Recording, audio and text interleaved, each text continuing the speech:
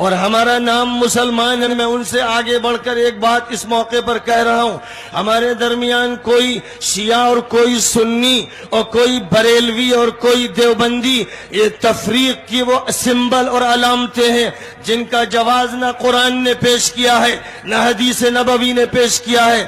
حضور پاک علیہ الصلوۃ والسلام نے جو چمن بندی فرمائی اور جس طرح یہ باغیچہ اسلام کا تیار کیا، اوس اور خزرج کو اور قبیلہ قریش کو جس طرح باہم متحد فرمایا، آج کی دنیا میں ضرورت ہے کہ مسلمان پورے اتحاد کے ساتھ باطل طاقتوں کا، صہیونیت اور یہودیت کا اور دنیا کے بڑی بڑی جابر سلطنتوں کا مقابلہ کریں.